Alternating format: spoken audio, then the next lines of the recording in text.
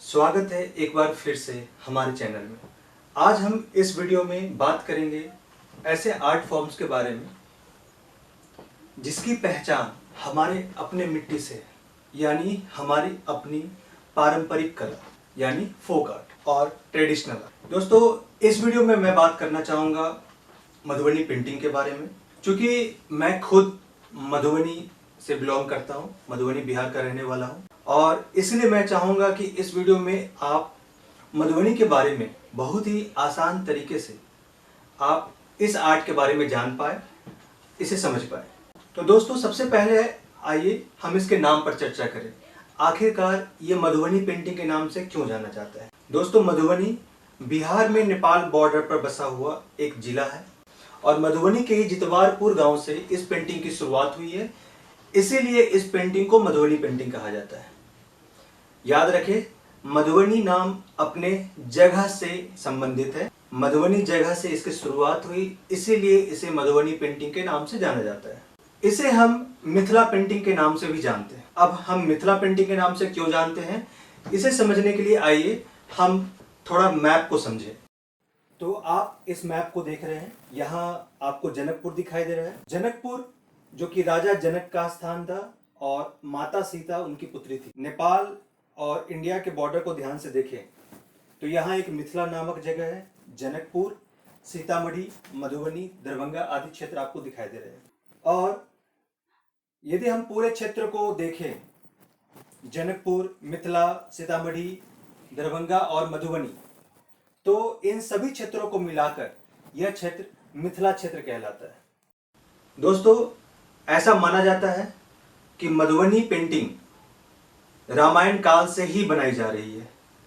उस समय भी जितने शादी विवाह उत्सव होते थे, उसके दौरान मधुबनी पेंटिंग का निर्माण किया जाता था। और माना जाता है कि माता सीता राजा जनक को सीतामढ़ी नामक जिले से प्राप्त हुई थी, इसलिए इस जिला को हम सीतामढ़ी नाम से जानते हैं। और इस क्षेत्र में चूंकि यह पेंटिंग बहुत जोरों से बनाई जाती है, इसलिए इस पेंटिंग को हम मिथिला पेंटिंग के नाम से भी जानते हैं।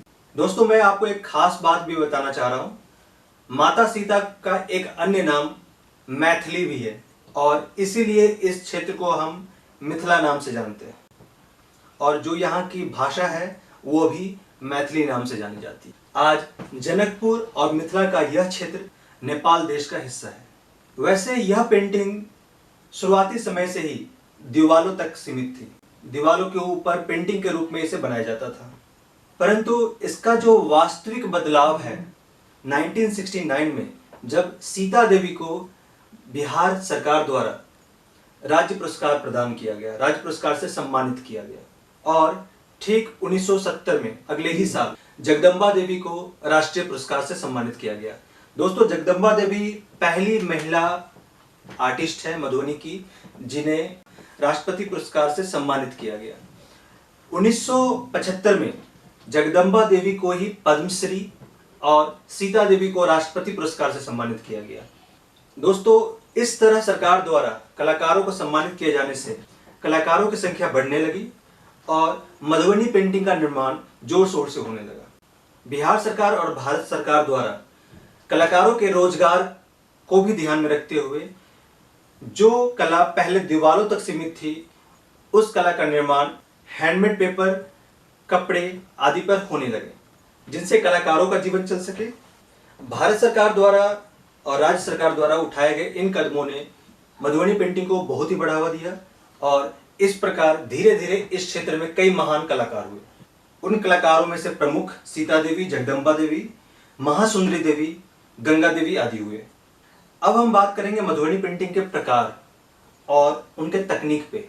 मधुबनी पेंटिंग के कई प्रकार हैं, वैसे मुख्यतः 5 प्रकार हैं। पहला कचनी, दूसरा भरनी, ध्यान सुनिएगा, पहला कचनी, दूसरा भरनी, तीसरा तांत्रिक, चौथा गोदना और 5वां कोहबर। कचनी स्टाइल के मधुबनी पेंटिंग में सिर्फ रेखाओं के माध्यम से ही हम पूरी ड्राइंग कंप्लीट करते हैं और रेखाओं का जो अंकन होता है वो नीब और होल्डर के सहायता से होता है।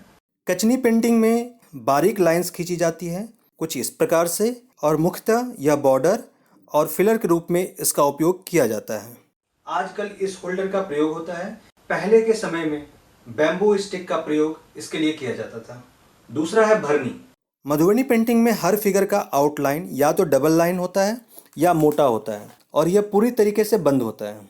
इसके अंदर हम फ्लैट रंग भरने को, फ्लैट रंग फिलअप करने को भरनी कहते हैं। मधुबनी पेंटिंग में जब भी कलर्स अप्लाई किए जाते हैं तो वो बिल्कुल फ्लैट किए जाते हैं। फ्लैट कलर किसी खाली स्थान पे भरना, किसी पूरे क्लोज्ड फिगर में भरना भरनी कहलाता है। दोस्तों, भरनी जो है वो भरने से आया है कि आप फिलअप करते हैं, और फिलअप करना ही भरनी कहलाता है। ये जरूरी नहीं कि मधुबनी पेंटिंग के हर प्रकार में आपको कलर भरा हुआ दिखे, इसलिए जब आप मधुबनी पेंटिंग को बहुत ही कलरफुल देखते हैं तो उसमें भरनी और कचनी दोनों ही टेक्निक का यूज किया जाता है। कुछ ऐसे भी मधुबनी के पेंटिंग है जिसमें आपको सिंगल कलर दिखाई देगा। तांत्रिक पेंटिंग, जैसा कि नाम से ही पता चल रहा है, तांत्रिक पेंटिंग का मतलब है ऐसा पेंटिंग जिसका विषय तंत्र मंत्र और देवी देवता आदि हो, जिसमें ज्योमेट्रिकल शेप्स का उपयोग अत्यधिक किया जाता है। जैसे ट्रायंगल और सर्कल शेप से बना हुआ तंत्र मंत्र से जुड़ा हुआ फिगर आपको इसमें दिखाई देंगे। ऐसा माना जाता है कि तंत्र मंत्र करने से हमारे जीवन में खुशियां आ सकती है, इसलिए हम इस प्रकार की पेंटिंग को बनाते थे, और इस टाइप की पेंटिंग जो है वो तांत्रिक पेंटिंग कहलाती है। दोस्तों, गोदना पेंटिंग, जैसे आपने कभी अपने दादी या नानी के बॉडी पे, जो बहुत पुराने लोग होते थे, उसके बॉडी पे आपने टैटू देखे होंगे। आज का टैटू और उस समय का टैटू में बहुत फर्क है। उस समय के जो टैटू होते थे वो एक, आज का जो निडल है वो बिल्कुल डिफरेंट है। उस समय वो मैनुअली किए जाते थे, उसको गोदते थे। जैसे आप अंदर की तरफ इंसर्ट करेंगे उसे हम गोदना बोलते हैं, और गोद गोद कर टैटू बनाए जाते थे।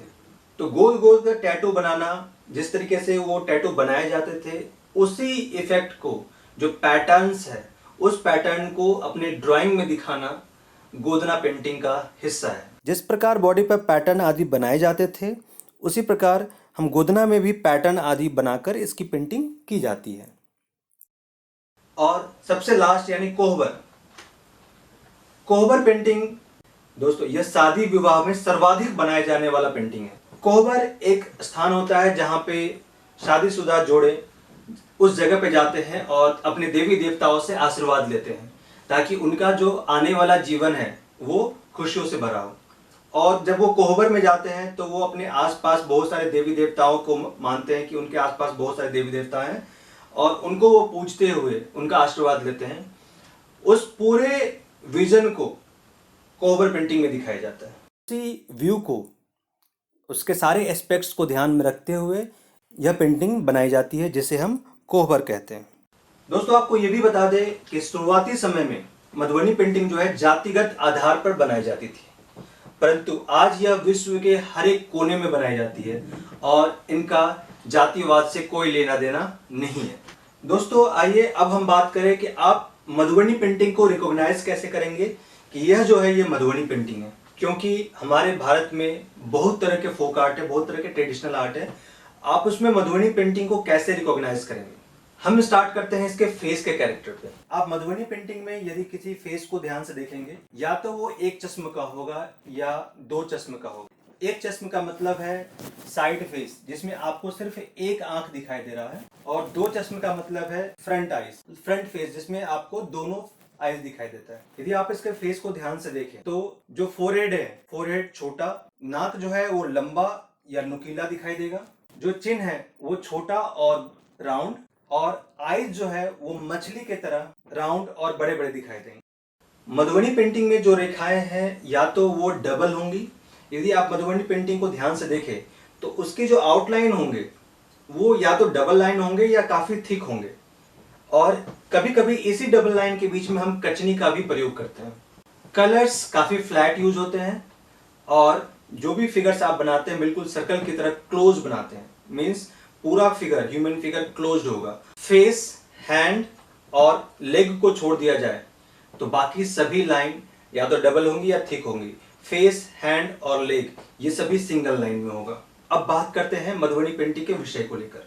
मधुबनी पेंटिंग के जो विषय हैं वो या तो पौराणिक कथाएं हैं, जैसे रामायण, महाभारत, श्री कृष्ण लीला आदि हैं। इसमें कहीं कहीं राजा शैलेश से जुड़ी हुई कहानियों का वर्णन है। परंतु दोस्तों, आधुनिकता के इस दौर में मधुबनी पेंटिंग भी पीछे नहीं है। इस कला का प्रयोग नवीनतम परिधान, फर्नीचर्स और इंटीरियर्स डिजाइन में काफी जोर शोर से किया जाता है। और आज के समय में कलाकार आधुनिक विषयों, रोजमर्रा के जीवन और नवीनतम घटनाओं पर आधारित पेंटिंग्स बनाने लगे हैं। मैं कुछ पेंटिंग्स दिखाना चाहूंगा। मधुबनी की ही शालिनी कर्ण की ये पेंटिंग है, जिसमें देखिए हम सभी लोग लॉकडाउन में अपने घरों में बंद हैं और हम चाहते हैं कि जो कोरोना वायरस का स्प्रेड है वो कम से कम हो।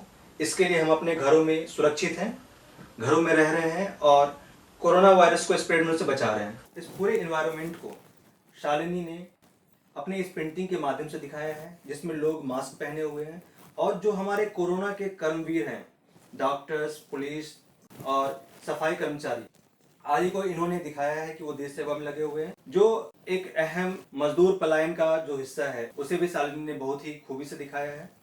वहीं हम बात करें आधुनिक परिधान को लेकर, तो निफ्ट से पास आउट विक्रम कुमार, जो कि मधुबनी के ही रहने वाले हैं, उनके आप इस परिधान को देखिए। Presenting Maithili Reinvented by Vikram Kumar. उनका ये डिजाइन, जिन्हें विदेशी मॉडल पहनकर रैंप वॉक कर रही हैं, इनका सभी डिजाइन मधुबनी आर्ट से ही प्रेरित है। तो दोस्तों, आप समझ सकते हैं कि मधुबनी पेंटिंग को इस आधुनिकता के दौर में कैसे उपयोग में लाया जा रहा है।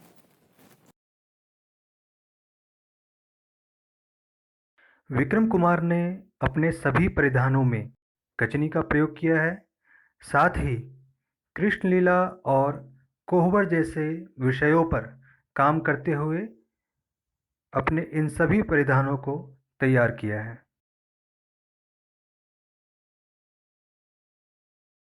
आज इस आर्ट में नए नए कीर्तिमान भी रचे जा रहे हैं। मधुबनी के ही भगवान लाल प्रसाद ने अल्लाह उदल विषय पर 300 से अधिक पेंटिंग का निर्माण किया है। दोस्तों, हम यदि माने तो यह विश्व की अब तक की सबसे लंबी सीरीज है जो कि एक ही विषय पर बनाई गई है। तो दोस्तों, इस तरीके से मधुबनी आर्ट बिना अपना स्वरूप बदले आधुनिकता के साथ कदम मिलाकर चल रही है। तो मैं आशा करता हूं कि इस वीडियो के सहारे आपको मधुबनी पेंटिंग की जो अहम जानकारियां हैं वो आपको प्राप्त हुई होंगी। तो दोस्तों, आपको ये वीडियो कैसा लगा? यदि आपको ये वीडियो पसंद आया तो हमारे इस वीडियो को जरूर लाइक करें। यदि हमारे चैनल को अभी तक आपने सब्सक्राइब नहीं किया है तो हमारे चैनल को सब्सक्राइब करें और बेल आइकन पर क्लिक करना बिल्कुल ना भूलें, जिससे हमारे अगले हर वीडियो का नोटिफिकेशन आपको मिलता रहे। Thank you.